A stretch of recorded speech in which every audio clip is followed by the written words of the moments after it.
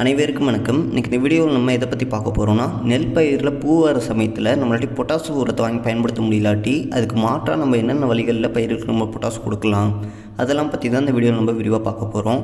நம்ம பொட்டாசுன்னு பார்க்கும்போது நெல் பயிருக்கு நம்ம எப்போ பயன்படுத்த சொல்லியிருக்கோம்னா, எங்கேயாவது நெல் பயிரில் ஒவ்வொரு இடத்துல மட்டும் தொண்டைக்கு எதிர் பூ பருவம் அப்படிம்பாங்க. அதாவது தொண்டையில் வந்து பூ சிக்கிட்டு இருக்கும், அது வெளில வரதுக்காக வெயிட் பண்ணிகிட்டு இருக்கோம். எங்கேயாச்சும் ஒவ்வொரு இடத்துல மட்டும் பூ எடுத்திருக்கோம். அந்த நேரத்தில் தான் நெல் பயிருக்கு நம்ம பொட்டாசு வாங்கி பயன்படுத்த சொல்லியிருக்கோம்.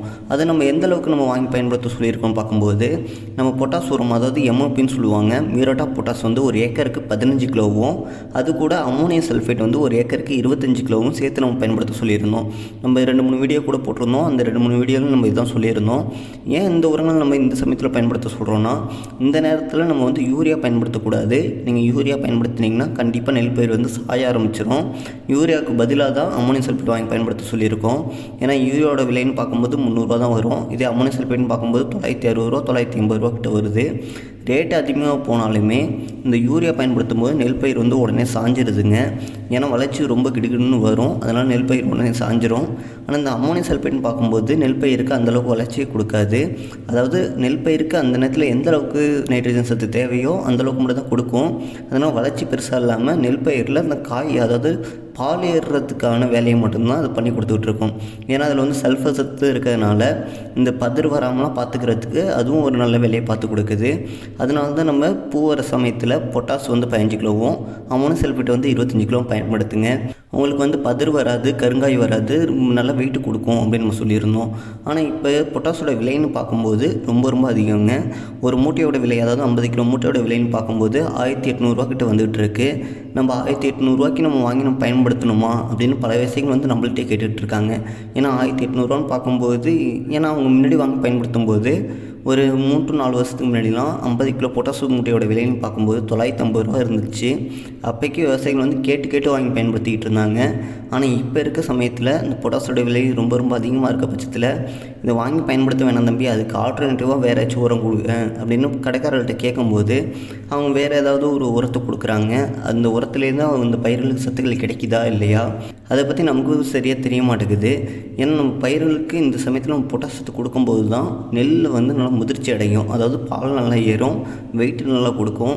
ஏன்னா நம்ம இத்தனை நாள் நம்ம வளர்த்து கொண்டு வந்ததே இந்த மகசூலுக்காக தான். அதாவது நெல் எத்தனை மூட்டை வருதோ அதுக்கு எந்த அளவுக்கு எடை நிற்கணும் இதெல்லாம் நிர்ணயிக்க போகிறதே இந்த பொட்டாசத்து தான். அதை நம்ம சரியான நேரத்தில் நம்ம கொடுக்கணும். அது நம்மளால கொடுக்க முடியாத பட்சத்தில் நம்ம என்னென்ன வழிகளில் நம்ம கொடுக்கலாம் அதை பற்றி இப்போ நம்ம விரிவாக பார்க்கலாங்க. ஃபஸ்ட்டு நம்ம நெல் பயிருக்கு வந்து நம்மளாட்டி இது கொடுக்க முடியல, அதாவது பொட்டாஸ் எம்ஓபி வந்து பயிருக்கு மேலே நம்ம கொடுக்க முடியாத பட்சத்தில் நம்ம வந்து மேலே ஸ்ப்ரேயிங் போயிடலாங்க. அதாவது வாட்டர் சால்பிள் பொட்டாஸ்லாம் நிறையா வந்துருச்சு. இப்போ முன்னாடி தான் இல்லை, இப்போ நிறையாவே இருக்குது. இதில் எது நமக்கு ரொம்ப பெஸ்ட்டுன்னு பார்க்கும்போது 13-0-45ங்க பொட்டாசியம் நைட்ரேட்டுன்னு சொல்லுவாங்க. இது வந்து 13% நைட்ரஜனும், அது கூட இதில் வந்து வேறு எந்த சத்துக்குமே கிடையாது. 45% பொட்டாஸ் சத்து அடங்கியிருக்கு. அதாவது இதுக்கு பயிர்களுக்கு தேவையான சிறிய அளவு வளர்ச்சியும், அது மட்டும் இல்லாமல் அதிக அளவு காய்கள் முதிர்ச்சி அடைகிறது, காய் நல்லா திரைச்சியாக வருது, நெல் பயிரில் வெயிட் ஏறுறது, பதிர் வராமல் இருக்கிறதுக்கெலாம் இதில் பொட்டாஸ் சத்து வந்து 45% இருக்குது. இது நம்ம கொடுக்கும்போது நெல் பயிர் வந்து பொட்டாஸ் நம்ம கீழே கொடுத்தா எந்த அளவுக்கு ரிசல்ட் இருக்குமோ அதே அளவுக்கு நெல் பயிரில் மேலேயும் நல்ல ரிசல்ட்டு கொடுக்கும். அது இல்லாமல் நம்ம நெல் பயிருக்கு நம்ம கீழே கொடுக்கும்போது அது வேர்கள்லேருந்து உறிஞ்சி பயிர்களுக்கு கொடுக்கும். இதை நம்ம மேலே ஸ்ப்ரேயிங் கொடுக்கும்போது வேஸ்டேஜ் வந்து ரொம்ப கம்மியாகும். இதை நம்ம கீழே கொடுக்கும்போது ஒன்று தண்ணியில் அடிச்சுட்டு போவோம், இல்லாட்டி ஆவியாகும். அதாட்டி இந்த பயிர்களில் வேர்களில் உறிஞ்சும் போது எப்படின்னா ஒரு பொட்டாசியம் நம்ம பயன்படுத்தினோம்னா முன்னாடியே நம்ம சொல்லியிருக்கோம் 40-60% வரைக்கும் பயிர் எடுத்துக்கும். மீதி இருக்கிற 60-40% வரைக்கும் பயிர் வந்து எடுக்க முடியாத அளவுக்கு வேஸ்ட்டாக தான் போகும். அதாவது நம்ம 100 கிலோ நம்ம பொட்டாஸ் வாங்கி பயன்படுத்துகிறோன்னா அதில் வந்து 40 கிலோ பயிர் எடுத்துக்கும், மீதி இருக்க 60-50 கிலோ வந்து ஏதாச்சும் ஒரு இதில் வீணாக தான் போயிட்டுருக்கோம். அதாவது தண்ணியில் அடிச்சுட்டு போவோம், இல்லாட்டி ஆவியாகும் அப்படின்னு நம்ம சொல்லியிருக்கோம். அப்படி நம்ம இந்த அளவுக்கு வேஸ்ட் ஆகிற பட்சத்தில் நம்ம வாட்டர் சால்ஃபைடு ஃபெர்டிலைசராக நம்ம பயிர்களுக்கு மேலே நம்ம ஸ்ப்ரேயிங் கொடுக்கும்போது பயிர்களில் இலைத்துளைகள் வழியாக அது உடனே எடுத்துக்கும், அதாவது சீக்கிரமாக உறிஞ்சி எடுத்துக்கும். இதனால் வேஸ்டேஜுங்கிறது ரொம்ப கம்மியாக இருக்கும். பயிர் வந்து சீக்கிரமாக எடுத்துக்கிட்டு சீக்கிரமாக வேலை பார்க்க ஆரம்பிச்சிடும். ஏன்னா நம்ம கீழே கொடுத்து அது பயிர்கள் எடுத்து அதுக்கப்புறம் தான் அது வேலை செய்யும். இதே நம்ம பயிர்களுக்கு மேலே கொடுக்கும்போது அது இலைத்துளைகள் வழியாகவே அது உடனே எடுத்துக்கிறதுனால அது பயிர்களில் உடனே அது ரியாக்ட் ஆகி சீக்கிரமாக அது அந்த வேலையை செய்யும். அது இல்லாமல் வேஸ்டேஜ் வந்து ரொம்ப கம்மியாக இருக்கும். இப்படி இருக்க பட்சத்தில் அந்த 13-45 சொல்லக்கூடிய பொட்டாசியம் நைட்ரேட் உரத்தை நெல் பயிர்களுக்கு பூ வர ஸ்டேஜில் நம்ம எந்த அளவுக்கு வாங்கி பயன்படுத்தலாம் பார்க்கும்போது 10 லிட்டர் தண்ணிக்கு 50 கிராம் என்ற அளவில் வாங்கி பயன்படுத்தினாலே போதுங்க. ஏன்னா பல விவசாயிகள் வந்து 50 கிராம் இப்போ பயன்படுத்துகிறதே இல்லை, 100 கிராம் வரைக்கும் பயன்படுத்துகிறாங்க. 100 கிராம் பயன்படுத்தும் போது எந்த விதமான ஒரு கிராச்சஸ் வரல, அதாவது எந்த ஒரு விதமான ஒரு பாதிப்புமே வரல. ஆனால் கம்பெனி ரெக்கமெண்ட் பார்க்கும்போது 50 கிராம் பயன்படுத்துங்க, அதுவே போதும், அதுக்கே நல்ல ரிசல்ட் கொடுக்குது. அதே மாதிரி இந்த பொட்டாஸ் உரத்தை நம்ம வந்து எந்த ஒரு மருந்து கூட நம்ம கலந்து பயன்படுத்தலாங்க. அதாவது லாஸ்ட்டு நம்ம பயிர்களுக்கு ஏதாவது பூச்சி மற்றும் நோய் மருந்துலாம் நம்ம அடிக்க போகிறோம்னா அந்த மருந்து கூட இந்த 13-45 கலந்து நம்ம பயன்படுத்தலாம். அதாவது அந்த மருந்துகளை தனியாக கலக்கி வச்சுக்கோங்க. அதே மாதிரி இந்த 13-45 தனியாக கலக்கி வச்சுக்கிட்டு ஊற்றும் போது ஒன்றா ஊற்றி அடிங்க. அதாவது டேங்கில் ஊற்றும் போது ஃபஸ்ட்டு மருந்து ஊற்றிட்டு அதுக்கப்புறம் கொஞ்சம் தண்ணி ஊற்றிட்டு திரும்பி இந்த 13-45 கலக்கி வச்சது அதை கொஞ்சம் ஊற்றிட்டு தண்ணி ஊற்றுங்க. அப்படி ஊற்றி நீங்கள் கலக்கி அடிக்கும் போது பயிர்களுக்கு எந்த விதமான ஒரு பாதிப்புமே ஏற்படுத்தாது. இதையே இப்போ நான் உங்கள்கிட்ட சொல்லிகிட்டு இருக்கேங்கிற பட்சத்தில் பல விவசாயிகள் இப்போ என்ன பண்ணுறாங்க, அந்த பொட்டாசு விலை வந்து ரொம்ப அதிகமாக இருக்கிற காரணத்தாட்டி வாங்கி பயன்படுத்துறது இல்லை. அது மட்டும் இல்லாமல் சில விவசாயிகளுக்கு வந்து ஆட்கள் பற்றாக்குறை வந்து ரொம்ப ரொம்ப அதிகமாகிடுச்சு. அதாவது உரம் போடுறதுங்களும் உள்ளே யாரும் இப்போ வரமாட்டேங்கிறாங்க, ஆளே கிடைக்க மாட்டேங்குது, பயிர் வேறு ரொம்ப வளர்ந்துருச்சு தம்பி, அதனால் பயன்படுத்த முடியல உரங்கள்லாம் அப்படிங்கிறாங்க. இந்த நேரத்தில் உங்களாட்டி ஏதாவது லாஸ்ட்டு ஸ்ப்ரேயிங் நீங்கள் பண்ணிங்கன்னா அந்த நேரத்தில் வந்து 13-45 கொடுக்கும்போது பயிர்களையும் பொட்டாஸ் கொடுத்த மாதிரியும் இருக்கும். அதே நேரத்தில் உங்களுக்கு உர செலவும் கொஞ்சம் கம்மியான மாதிரி இருக்கும். அதேமாதிரி பல விவசாயிகளுக்கு இன்னும் ஒரு கருத்து என்னென்னு பார்க்கும்போது, நம்ம கீழே கொடுக்குற மாதிரி மேலே கொடுத்தா ரிசல்ட் வருமா அப்படின்னு ஒரு சந்தேகம் இருக்குது. என்னை பொறுத்தளவுக்கு கீழே கொடுக்கும்போது இருக்குது அதே ரிசல்ட் தாங்க, மேலே கொடுக்கும்போது நல்ல ரிசல்ட் இருக்குது. இல்லாட்டி நீங்கள் 2 விதமாக பயன்படுத்துங்க. ஏன்னா இது 1 கிலோ பொட்டாஸ், அதாவது இந்த 13-45 பொட்டாசியம் நைட்ரேட்டோட 1 கிலோவோட விலைன்னு பார்க்கும்போது 150 ரூபாயிலேருந்து 200 ரூபா தான் வரும். அதுக்கு மேலாம் பெருசாக வராது.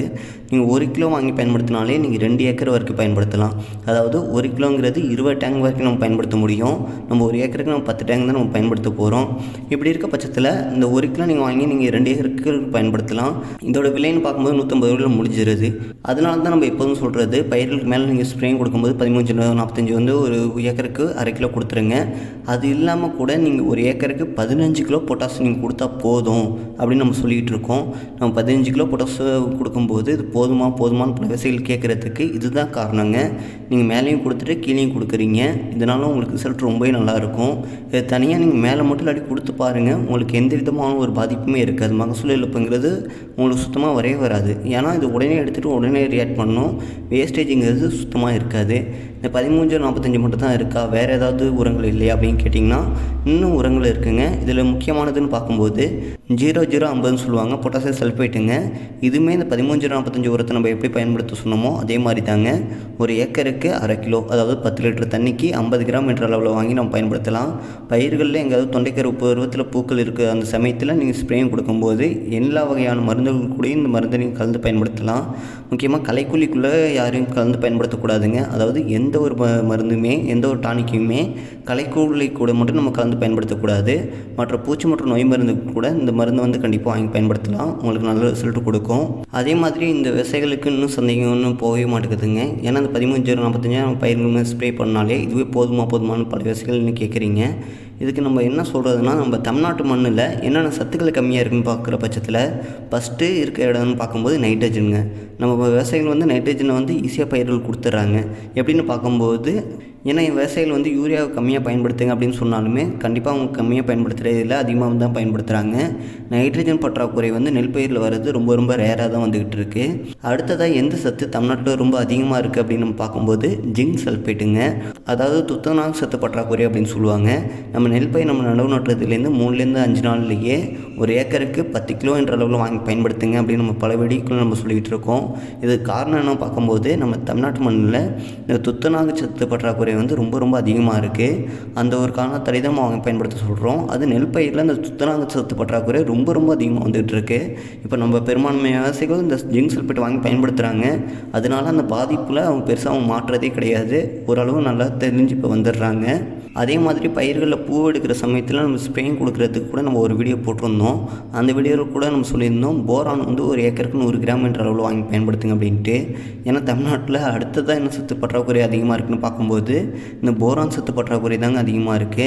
இந்த போரான் சத்து ரொம்ப கம்மியாக இருந்துச்சுன்னா பூக்கள் வந்து ரொம்ப ரொம்ப கம்மியாக தான் உருவாகும். அதாவது பூக்கள் உதிர்வு அதிகமாக இருக்கும், காயெல்லாம் வெடிக்க ஆரம்பிச்சிடும். நெல் பயிர் வந்து பூக்கள் வந்து ரொம்ப ரொம்ப கம்மியாக தான் வெளியே வரும். அதனால தான் போரான் வாங்கி பயன்படுத்துங்க.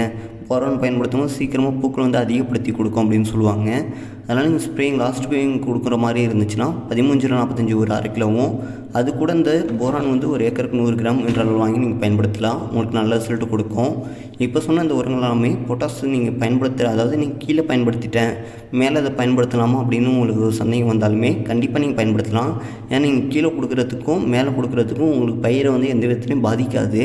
நீங்கள் கீழே எப்படி கொடுக்குறீங்களோ ஒரு ஏக்கருக்கு அமோனியம் சல்ஃபேட் 25 கிலோ, அது கூட பொட்டாஸ் வந்து ஒரு 15 கிலோ இதை கொடுங்க. அப்படி கொடுக்க முடியாத பட்சத்தில் கூட இந்த 13-45 இல்லாட்டி 0-50 அது கூட போரான் கலந்து நீங்கள் பயிர்கள் ஸ்ப்ரேயும் கொடுங்க. உங்களுக்கு மகசூல் இழப்பு கண்டிப்பாக வராது, உங்களுக்கு நல்ல ரிசல்ட் கொடுக்கும். அதே மாதிரி நெல் பயிருக்கு வந்து நீங்கள் பொட்டாஸ் பயன்படுத்தும் போது, இந்த பூவர ஸ்டிஜன் பயன்படுத்தும் போது ரொம்ப தண்ணி வச்சு பயன்படுத்துகிறாங்க விவசாயிகள். அதேமாதிரி ரொம்பலாம் தண்ணி வச்சுலாம் பயன்படுத்தாதீங்க. போதுமான அளவுக்கு ஈரம் இருந்தாலே போதும். அப்படி நீங்கள் பயன்படுத்தும் போதும் அந்த சத்துக்கள் வந்து வேஸ்ட் ஆகாமல் இருக்கும். ஏன்னா நீங்கள் ரொம்ப தண்ணி வச்சு பயன்படுத்தும் போது ஆவியாகுதல் வந்து ரொம்ப ரொம்ப அதிகமாக இருக்கும். பயிர் எடுக்கக்கூடிய அளவுன்னு பார்க்கும்போது ரொம்ப கம்மியாகிடும். கொஞ்சம் ஈரப்பதம், அதாவது ரொம்ப ஈரப்பதம் வந்து கம்மியாக இல்லாமல் ஓரளவுக்கு மீடியமாக அந்த கால் பதிகிற ஈரம் இருந்து அதுலேருந்து கொஞ்சம் தண்ணி மேலேனாலே போதும். அந்த ஈரப்பதத்தில் நீங்கள் பயன்படுத்தும் போதே பயிர்கள் வந்து பொட்டாசத்தை ஃபுல்லாகவே எடுத்துக்கும். உங்களுக்கு வந்து இழப்புங்கிறது ரொம்ப ரொம்ப கம்மியாக இருக்கும்.